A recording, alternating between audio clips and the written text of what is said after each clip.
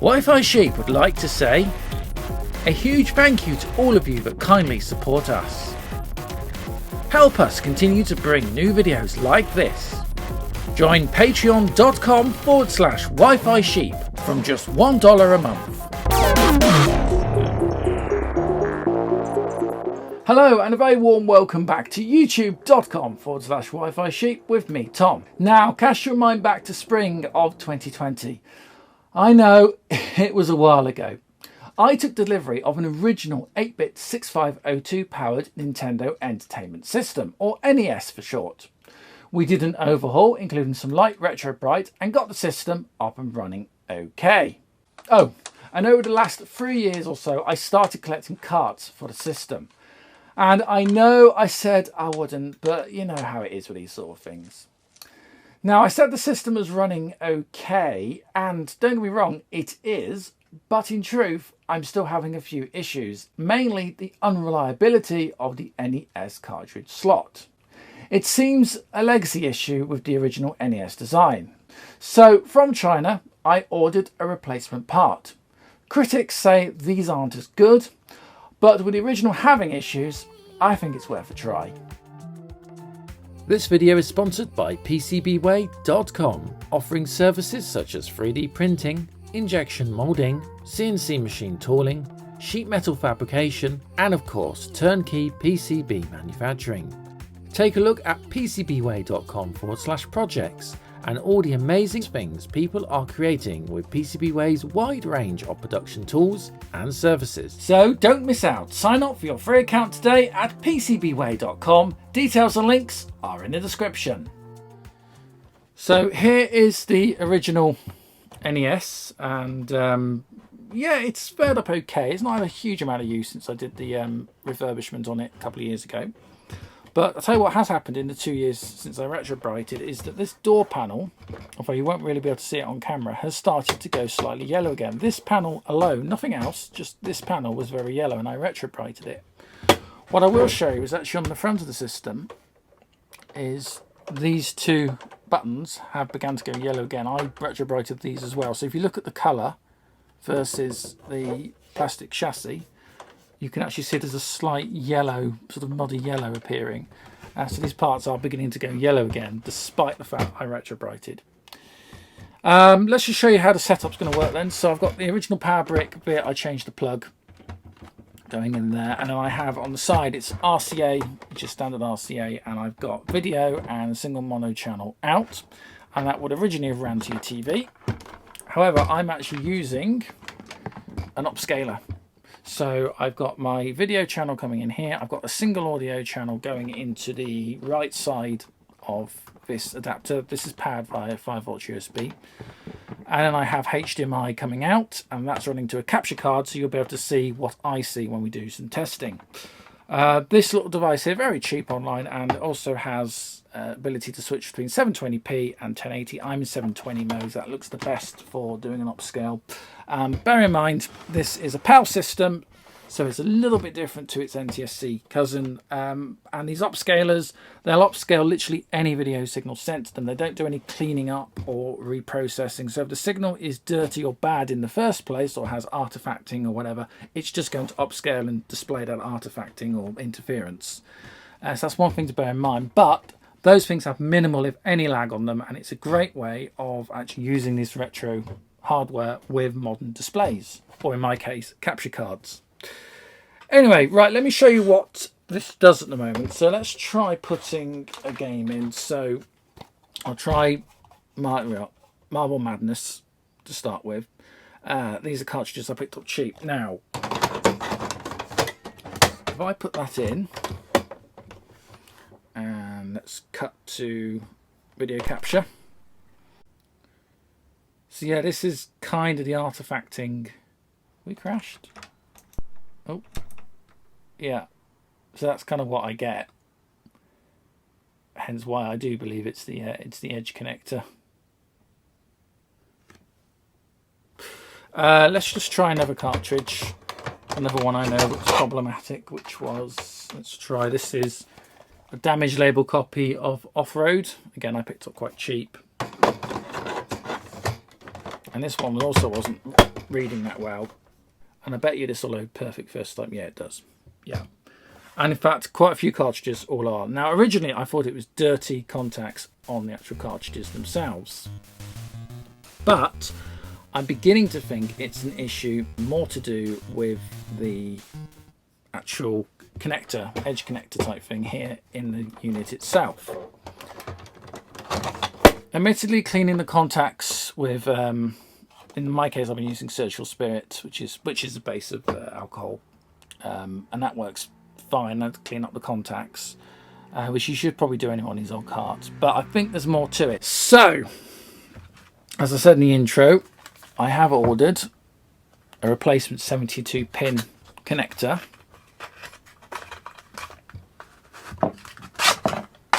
And here it is. So this is brand new and very shiny, and it should just be a relative friction fit to replace it out. Now, I know people have said these aren't as good as the originals, but if the original is a bit ropey, then hopefully this will give us better reliability with this console. So I've just disconnected everything from the NES console itself. The nice thing about the original NES is it was actually very easy to get into. And you may remember last time we didn't have much trouble at all, and we could use pretty much a standard screwdriver. It's just standard Phillips crossheads. So it's not difficult to get into one of these. If you remember last time, I took the lockout chip, and that can cause reliability issues, so I disabled the original lockout chip, which can cause the kind of blinking, what they said, a blinking red light of death, which is the red LED, which can just blink because the lockout chip, which was a bespoke part for Nintendo, actually fails, and then it won't read anything.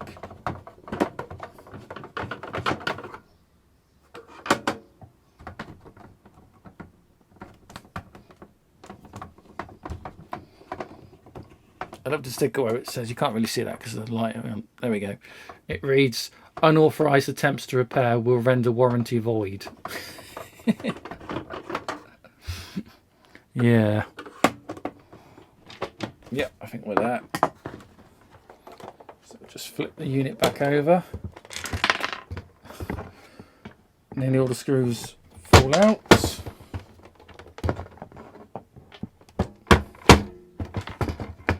To lift now. Oh, nearly, not quite. One more just in this corner.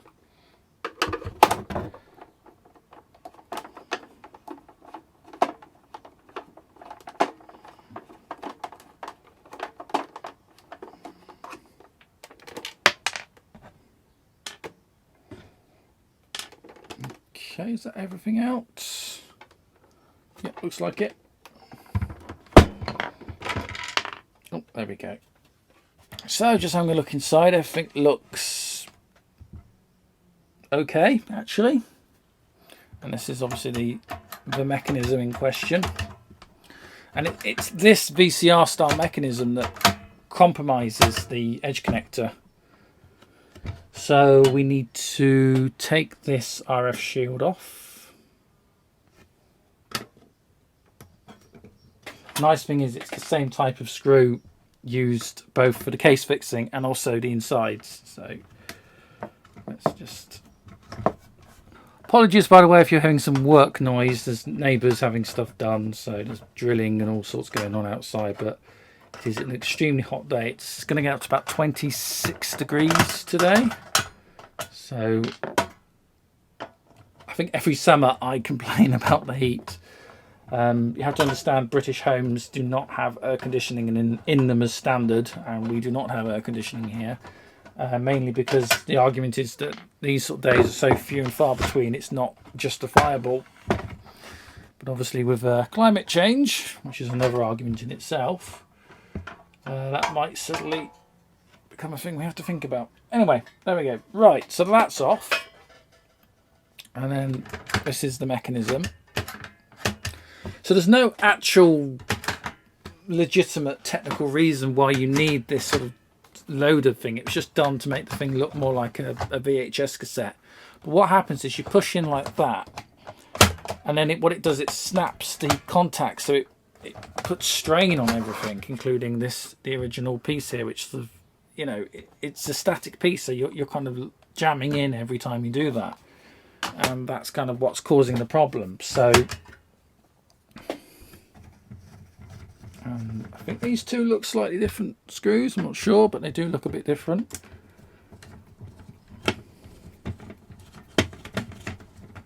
Okay.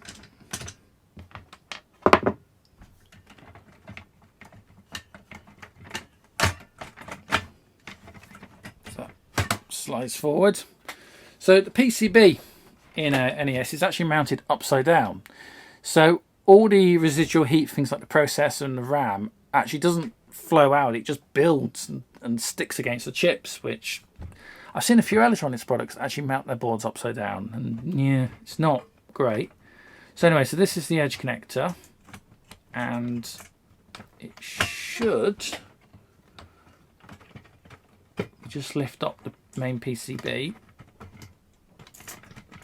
There we go. It's just a friction fit. So that's the original,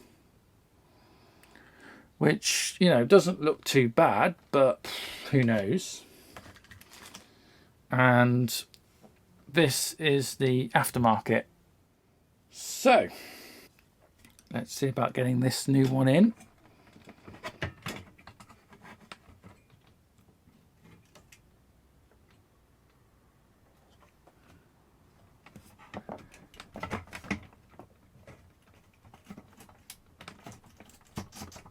There we go. Very snug fit, but that does go in, and that works. Just make sure this is down. So now we have to try and get this to fit.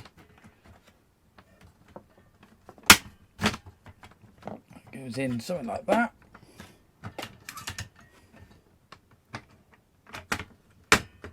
There we go.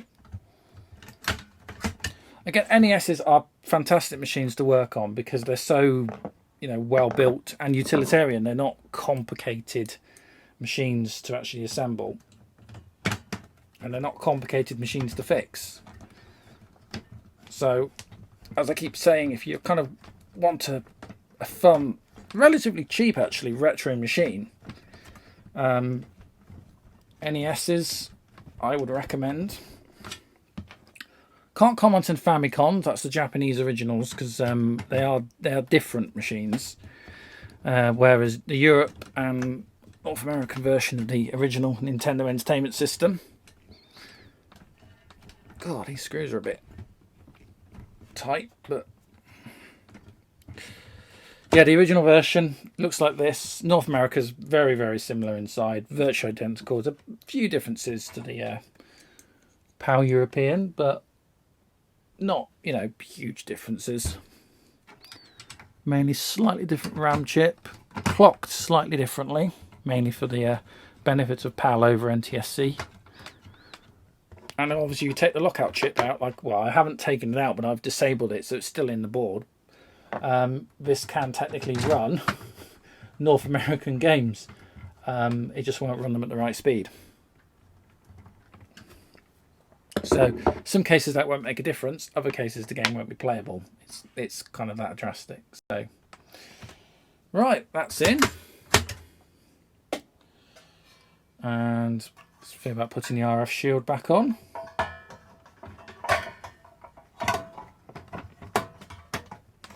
Again, you don't officially need this because it's just RF shielding, but yeah, might as well put it back in.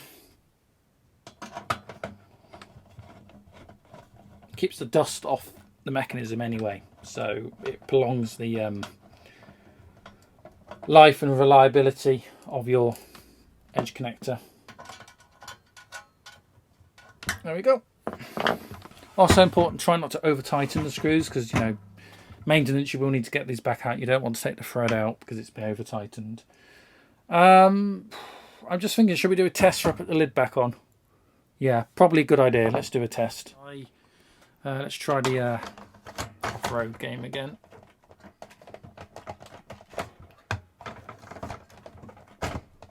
Yes, that is quite a bit tighter than it was. So let's switch back to the video capture, power up. Oh yeah, that's working great. It feels much more stiff now when they're connecting, so yeah, that looks great.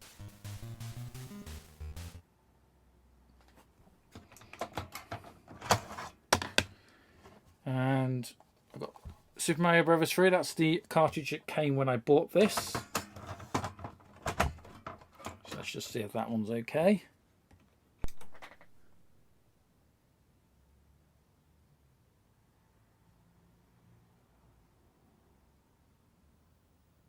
There we go, that looks happy. And my fiance got me this, an original Mario Duck Hunt. Duck Hunt, even if you had the light gun, which I don't, you can't play unless you run on CRT, which obviously we're not. So, oh god, that one's stiff to go in. Right, let's see if that loads. Oh, there we go. Yeah, we're getting there with it. Just needs a little bit of persuasion. So this is a bit of the original Super Mario Bros. Running with an upscaler, and you can actually see the scan heights.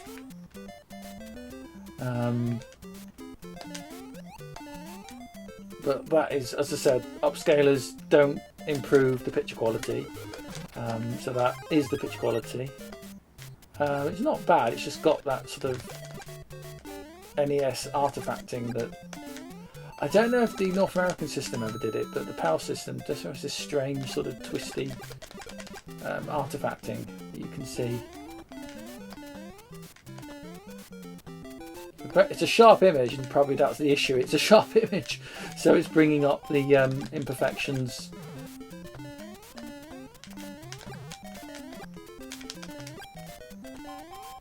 There we go.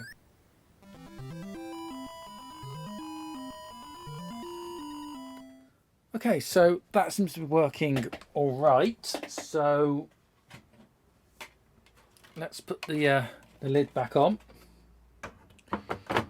and I'll put the screws back underneath, and yeah, that should be all right for a little while. But what I will say is I will keep hold of this, the original, just in case I want to revert back to it if I decide I'm not happy with this new part, or if this new part fails for whatever reason, or starts giving me issues, as this was working suspiciously well. I may end up reverting back to it if I'm not happy at a later date. So I'll keep that safe back in the parts box, and we'll go from there. So that is one happier NES system. If you're thinking of getting into vintage retro computing or gaming, then the original NES really is a good starting place. I've generally enjoyed owning and playing mine and starting a cheap collection of a few games. But I'm not going mad, so I'm not going for a complete collection or anything like that. Plus, we might get back to the NES real soon, as I have a few other things I want to show you. So if you haven't done so already, please do consider liking and subscribing. And as always, thanks once again for your company, and I hope to see you real soon right here on the channel. Until next time, bye for now.